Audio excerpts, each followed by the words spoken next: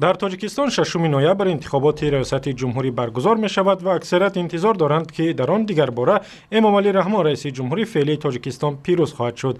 در انتخابات 6 نامزد از 6 حزب سیاسی کشور شرکت می کنند، ولی نامزدی از احزاب مخالف در این کارزار سیاسی حضور ندارد. یک روز پیش از انتخابات تشویق و ترغیب نامزدها به مقام رئیس جمهور قطع شد و شعار و آویزه‌های ترغیباتی آنها را از بعضی از گوشه‌های کشور برداشتند.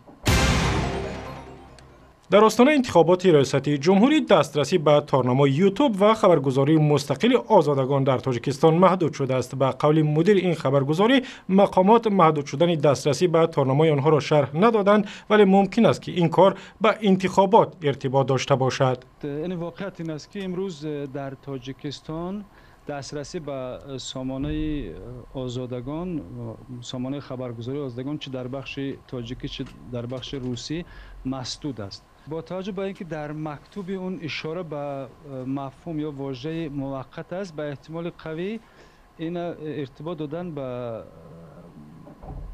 انتخاباتی در پیش رو افتاده. آزادگان که روزنامه هم نشر میکند، وقتهای اخیر فعالیت مخالفان دولت در تاجیکستان را وسیع انعکاس میکرد. متخصصان در ولایت سوخت به تشخیص چند کتاب درسی شروع کردند که مبادا رنگ‌هایشان ماده‌های زیان‌آور برای صحت نداشته باشد.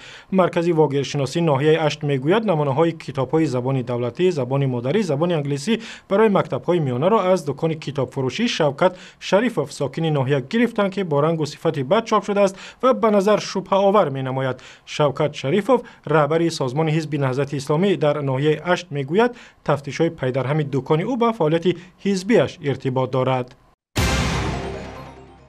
یک پژوهش تازه نشان داده است که تولد در خانه در تاجیکستان کمتر شده است که یک راه کم کردن مرگ و میر مادر و کودک است. حالا فقط 10% زنان تاجیک در خانه تولد می‌کردند که نظر به سال 2012 2% کمتر است. پژوهش مرکز مستقل استراتژی آشکار کرده است که 56% زنان آبستن در زایشگاه و 44% از آنها در شرایط خانه ولی با حضور طبیب تولد می‌کردند. دوره شفاخانه‌ها و بسته بودن راه‌ها در فصل زمستان سبب اصلی در خانه تولد کردن از زنهای تاجیک خوانده شده است.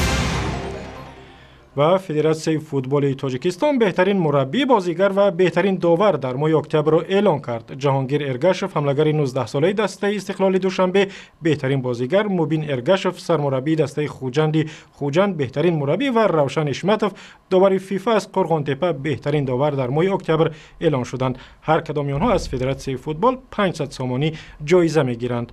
اخباری از این هم بیشتر با عکس و گزارش در تارنمای رادیو آزادی در شبکه‌های اجتماعی به مثل فیسبوک، توییتر و یوتیوب و گوگل پلاس و هم زمینه تلفنی رادیو آزادی.